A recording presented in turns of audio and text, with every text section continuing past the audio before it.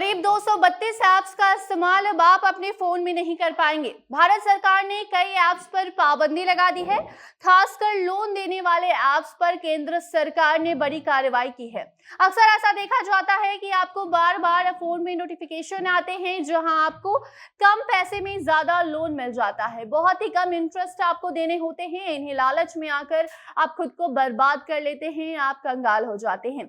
ऐसे सभी एप्लीकेशंस पर नजर रखी जा रही है और इसी दरमियान 232 ऐप को अब बैन कर दिया गया है। बताते हैं क्या है पूरी खबर और किस तरीके से सरकार ने चाइना की जो ऐप्स हैं उस पर एक्शन लिया है, कैसे आपको सावधानी बरतनी है, क्या कुछ खबर सामने आई है, सब कुछ आपको विस्तार से आगे की रिपोर्ट में बताएंगे। अब नमस्कार, आप जनता जंक्शन देख रहे हैं और मैं आपके साथ वंदना पांडे।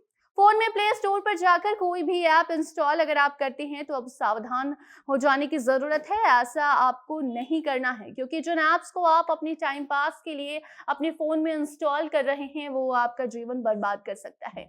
क्या आपको पता है आपके फोन में जो भी ऐप्स हैं वो आपके प्राइवेट इंफॉर्मेशन को लीक कर सकते हैं और सिर्फ भारत में ही नहीं बल्कि दूसरे देशों तक भी सारी जानकारी आपकी पहुंचाई जा सकती है। अगर आप इस बात से अनजान हैं कि आपके फोन में जो ऐप है वो आपका सिर्फ मनोरंजन कर रहे हैं तो आप गलत हैं। मदद करने के नाम पर आपको लूटा भी जा रहा है। यही वजह है कि अब केंद्र सरकार ने 232 मोबाइल ऐप्स की पहचान की है और उसको बैन कर दिया है। खासकर लोन और सट्टेबाजी से जुड़े जो भी एप्लीकेशंस हैं उस पर पाबंदी लगा दी गई है, जहां यूजर्स को बड़े कर्ज में फंसाकर उन्हें कंगाल किया जा रहा था। सभी एप्लीकेशंस चाइना के बताए जा रहे हैं। ऐप्स का इस्तेमाल करके जासूसी और एक प्रोपेगेंडा फैलाने के लिए भी इसका इस्तेमाल किया जा रहा था। इन्हीं शक की वजह से अब कितने ऐप्स को बैन किया गया है ये आपको हम बताते हैं, जिसके बाद अब 232 ऐप आपके फोन में इंस्टॉल नहीं हो पाएंगे। जी हाँ, चाइना के 138 सट्टा लगाने वाले ऐप भी इस लिस्ट में शामिल हैं। साथ ही 94 लोन देने वाले ऐप को भी बंद कर दिया गया है। आपको हम बता दें कि भारत में ऐप्स को बैन करने की प्रक्रिया काफी दिनों से चल रही है, जिस दौरान 138 सट्टेबाजी वाले चीनी ऐप्स और 94 लोन देने वाले ऐप्स को अब बैन किया गया है। ब्लॉक करना भी भारत में ऐसे ऐप्स को अब सरकार के द्वारा शुरू कर दिया गया है। रिपोर्ट के मुताबिक बैन किए गए एप्लीकेशंस के पीछे चीनी दिमाग था और सबसे बड़ी बात तो ये है कि इन सभी प्रतिबंधित एप्लीकेशंस का डायरेक्टर भारतीय को बनाया गया था।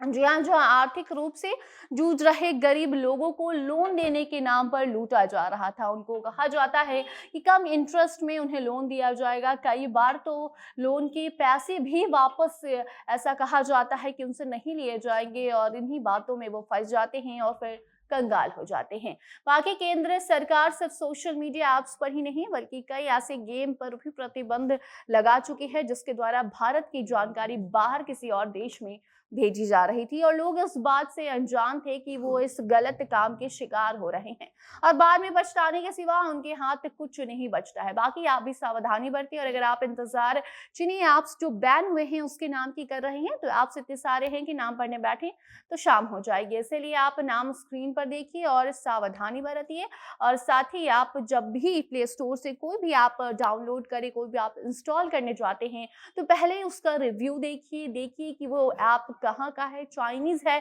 तो आप बिल्कुल भी उसे अपने फोन में इंस्टॉल मत कीजिए वरना आपकी जो फोन की प्राइवेट इंफॉर्मेशन है वो लीक हो सकते हैं। ऐसी खबरें आए दिन सामने आती हैं जहां लोगों के प्राइवेसी को हनन किया जाता है और उनके प्राइवेट इंफॉर्मेशन को लीक कर दिया जाता है। सिर्फ भारत में ही नहीं बल्कि बाकी देशों तक भी वो जानकारी पहुंचाई जाती है और कई बार एक लिंक, एक मैसेज और कई सारे ऐप्स अगर आप इंस्टॉल करते हैं तो आपके फोन के डेटा को चुरा कर आपका अकाउंट भी खाली कर दिया जाता है। और यही वजह है कि भारत सरकार अब सख्त हो रही है और कार्रवाई बरतते हुए अब 232 चाइनीज ऐप को बंद कर चुकी है, बैन कर दिए गए हैं ये सारे ऐप्स। अब आप अपने फोन में ये ऐप इंस्टॉल नहीं कर पाएंगे तो आप भी सावधानी बरतिए। बाकी वीडियो को शेयर कीजिए ताकि बाकी लोगों तक भी ये जानकारी पहुंच सके और वो भी खुद को सावधान कर सके। इसके साथ हमें दीजिए इजाजत और बाकी अन्य खबरों के लिए बने रहें जनता जंक्शन के साथ। कैमरे के पीछे थे विशाल और मैं थी आपके साथ वंदना। धन्यवाद।